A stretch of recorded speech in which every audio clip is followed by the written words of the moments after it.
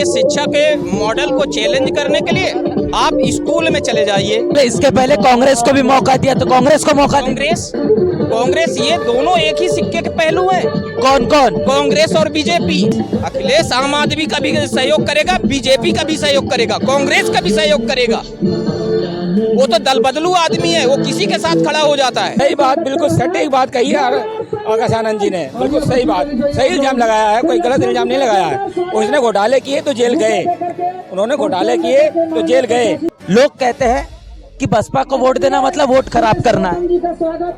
देखो पार्टी तो हमारी नेशनल पार्टी है ना, कोई छोटी गली कुचे की पार्टी तो है नहीं, नेशनल पार्टी है और नेशनल पार्टी के हम कार्यकर्ता हैं। बहुजन समाज पार्टी के नेशनल कोऑर्डिनेटर आकाश आनंद, इनकी चुनावी जनसभा इस वक्त शकूरपुर में है और बड़े पैमाने पर लोगों का जनसैलाब है। तमाम तस्वीरों में आपने देखा होगा कि किस तरीके से तमाम लोग इस पूरे के पूरे कार्यक्रम में आए यहाँ पर मौजूद थे। जानने समझने की कोशिश करेंगे कि आखिर इस पूरे के पूरे चुनाव को लेकर, बहुजन समाज पार्टी को लेकर और आकाश आनंद के संबोधन के बाद लोगों का क्या कुछ कहना है।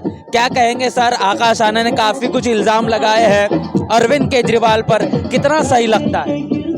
सर, जो आकाश आनंद जी ने ये अरविंद केजरीवाल और भारतीय जनता पार्टी और कांग्रेस पार्टी पर जो आरोप लगाया है, वो आरोप बिल्कुल सही है, गलत नहीं कहा उन्होंने। और जितना भी अरविंद केजरीवाल ने इस देश जो है दिल्ली की जनता को पूरी तरीके से ठगने का काम किया है, वो बिल्कुल बात 100% सत्य है, कोई गलत बात नहीं की है उन्होंने। लेकिन काफी कुछ बातें अरविंद केजरीवाल ने पिछले 10 सालों में की भी है। 10 सालों में किया क्या है?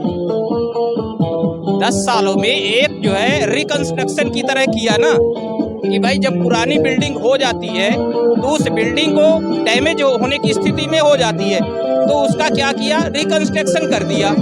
कोई एक स्कूल बने नहीं, कोई एक बिल्डिंग कहीं खड़ी हुई नहीं, उन बिल्डिंगों को तोड़ करके बस जो है उनको रिकंस्ट्रक्शन कर दिया। वो तो कहते हैं कि मेरा जो शिक्षा का मॉडल है उसको कोई चैलेंज नहीं कर सकता। उनके शिक्षा के मॉडल को चैलेंज करने के लिए आप स्कूल में चले जाइए। स्कूलों में जाकर के बच्चों से कहिए कि 12वीं का बच्चा अपना सही से नाम लिख नहीं पाता है, हिंदी पढ़ नहीं पाता है, हिंदी लिख नहीं पाता है, तो क्या बीजेपी की सरकार चाहते दिल्ली में? वो बच्चा कंपटीशन कैसे निकाल पाए? बीजेपी की सरकार चाहते दिल्ली में? बीजेपी की सरकार भी नहीं चाहती, आम आदमी पार्टी चाहिए। की सरकार ने तो और लोगों की कमर तोड़ दी। इस देश में महंगाई इतनी ज्यादा है कि लोगों के पास जो है खाने के लाले पड़े हुए हैं। आज तो फिर इसके पहले कांग्रेस को भी मौका दिया तो कांग्रेस को मौका दिया। कांग्रेस ये दोनों एक ही सिक्के के पहलू हैं। कौन कौन? कांग्रेस और बीजेपी, एक नागनाथ और एक सांपनाथ, ये दोनों हैं। दोनों नहीं चाहती। यदि कांग्रेस चाहती तो 75 सालों में बहुत कुछ कर सकती थी।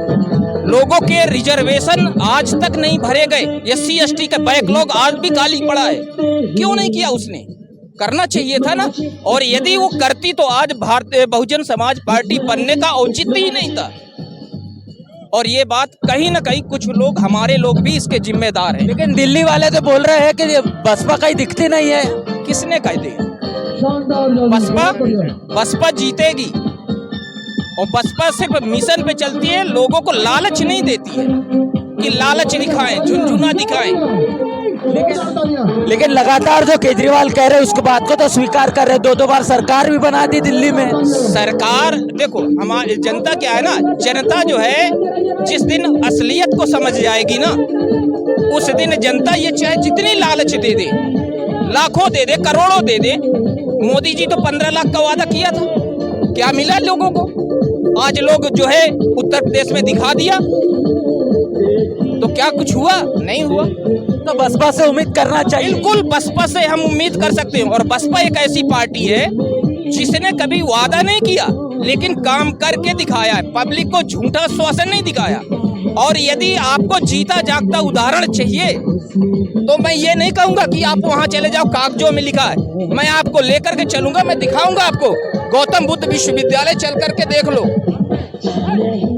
गौतम बुद्ध विश्वविद्यालय देखिए, मैं वहां देख करके आया हूँ, घूम करके आया हूँ।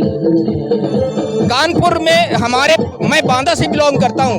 बांदा में जो है देश का पहला दूसरा जो है एग्रीकल्चर विश्वविद्यालय बहन जी ने बनाया, जिसको अखिलेश सरकार ने उसको बदल करके बांदा एग्रीकल्चर जो है विश्वविद्यालय करने का काम। अखिलेश तो आम आदमी पार्टी का सहयोग कर रहे हैं। अखिलेश आम आदमी का भी सहयोग करेगा, बीजेपी का भी सहयोग करेगा, कांग्रेस का भी सहयोग करेगा। वो तो दल बदलू आदमी है, वो किसी के साथ खड़ा हो जाता है। तो बड़ा आरोप लगा रहे हैं आप, बड़ा आरोप लगा रहे हैं आप। अरे आरोप नहीं, उत्तर प्रदेश में जितने ओबीसी के हमारे बड़े बड़े क्रांतिकारी थे, उन क्रांतिकारियों के नाम और शहरों के नाम बदलने का काम अखिलेश सरकार ने किया। बहन जी की मूर्ति तोड़ने का अखिलेश सरकार के गुर्गों ने किया। ये मैं नहीं कह रहा, पूरे देश की जनता जानती है कि अखिलेश सरकार ने क्या करा है। बहन जी की मूर्ति को तोड़वाई, बहन जी के बनाए हुए कबीर संत नगर जो है पंचशील नगर, इन सब के जितने भी नाम थे सबके नाम बदलने का काम किया इसी अखिलेश सर ने। तो अब लग रहा है कि बसपा कुछ कर पाएगी दिल्ली में। हम ये तो नहीं कह सकते कि बसपा कितने सीटें जीत करके आएगी, लेकिन यदि मैं कह रहा हूँ कि 10 से 15 में भी उलटफेर किया ना, तो फिर हम इन्हें दिखा देंगे कि हम क्या है। जी, और भी युवा लोग हैं, क्या कहेंगे, कैसा चल रहा है चुनाव माहौल? बहुत गरमाया हुआ है भाई, सारे लगे पड़े अपनी रेस में। क्या लगता है किसकी बनेगी सरकार इस बार? सरकार दिल्ली में किसी की बने, लेकिन हम तो अपने त्रिनगर विधानसभा क्षेत्र से डॉक्टर साहब को ले जाएंगे भाई साहब। डॉक्टर पवन जी को वोट करेंगे? बिल्कुल करेंगे, जोरों शोरों से करेंगे, अपने साथ साथ अपने साथियों के भी करवाएंगे, उनके परिवार से भी करवाएंगे। क्या कारण है इसके पीछे का? कारण व्यक्तिगत कारण है कि भाई जो हमारे डॉक्टर साहब हैं, इनकी छवि बिल्कुल साफ है समाज में, व्यक्तित्व में, और सुचारू तरीके से मैं जानता हूं कि डॉक्टर साहब जो है हमारे शकूरपुर त्रिनगर विधानसभा क्षेत्र को आगे बढ़ चढ़कर बड़ी उपलब्धियों पे ले जाएंगे और यहाँ पे बतेरे काम करेंगे। मेरे को विश्वास है इन पे, आशा करता हूँ मैं। क्या आप युवा होने के नाते कितना रोजगार देख रहे हैं दिल्ली में? रोजगार दिल्ली में क्या, पूरे इंडिया में रोजगार नहीं है। रोजगार तो कहीं भी नहीं है, आप भी जानते हैं। आजकल जो बंदा अपने हाथ का काम जानता है उसके लिए रोजगार है, पढ़े लिखे होने के बाद भी रोजगार नहीं है। मैं खुद एडवोकेट गौरव खंडेलवाल, मैंने काफ़ी एग्जाम्स की तैयारी करी, बट रोजगार तो फिर भी नहीं है। अपने आप ही अपने दिमाग से पैसा कमाना पड़ता है, अपने दिमाग से पैसा कमाना पड़ता है अपनी जीवन शैली के लिए। क्या कहेंगे सर? चलिए आ जाइए, आप आ जाइए आगे।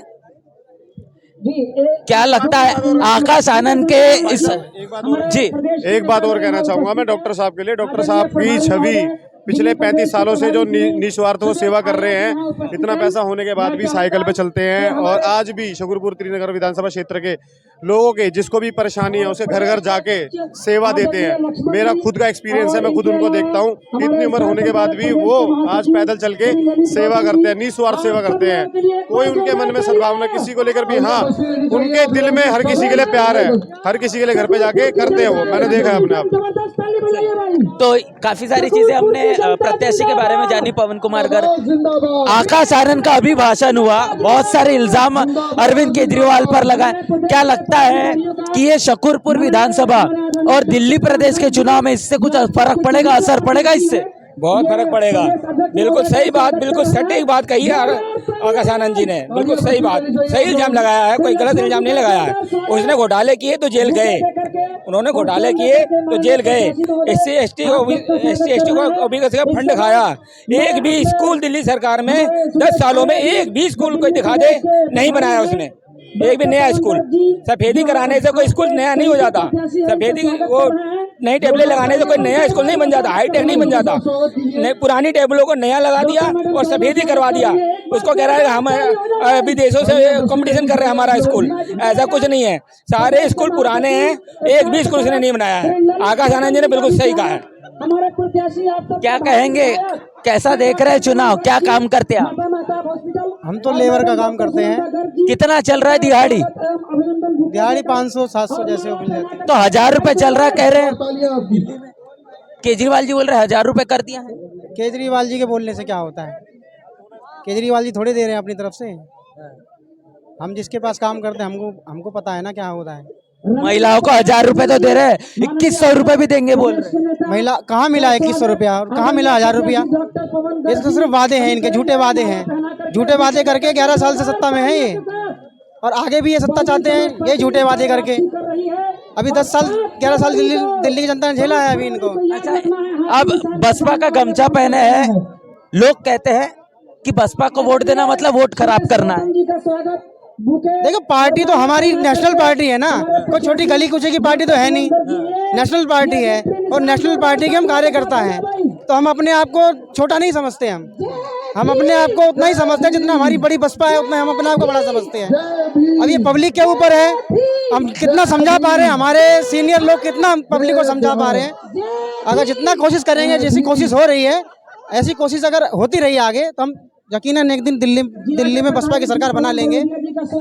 14% वोट बैंक है बसपा का, दलित वोट बैंक जिसको माना जाता है, अब वो बसपा के पास नहीं है। इस चुनाव में क्या लगता है कि वो कहने के लौट कर आएगा या फिर नहीं? इस विधानसभा में कम से कम 14 तो नहीं, लेकिन ये कि 12 पूरी दिल्ली की बात कर रहे हैं, पूरी दिल्ली में 12-13% तो वोट परसेंट आ जाएगा, क्योंकि हिसाब से हमारे विधानसभा और प्रदेश के लोग और नेशनल कोऑर्डिनेटर जितने भी हैं, हमारे लोग ना मेहनत ज्यादा कर रहे हैं इस टाइम, इसलिए इस बार जरूर 12-13% तो आएगा ही आएगा इस बार।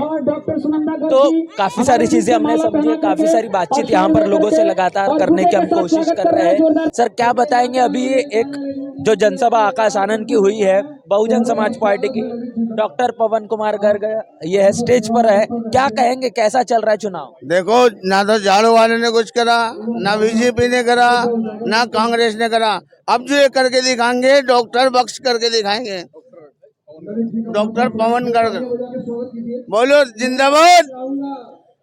अच्छा, पवन जी पवन गर्ग जिंदाबाद। ये बताइए कि लगेगी, जीतेगा वो जीतेगा। चला, अच्छा बताइए पवन जी को क्यों वोट कर रहे हैं, क्या कारण है इसके पीछे? भाई 35 साल से हमारे शकूरपुर में इन्होंने हॉस्पिटल खोल रखा, हमारे बच्चों को, हमारे बड़े बड़े बच्चों को, सबको इन्होंने अपने हाथ से पैदा कराया। इनके यहाँ हमारे बच्चे पैदा हुए में इन्होंने हमारे बहुत साथ बहुत रियायत करी है।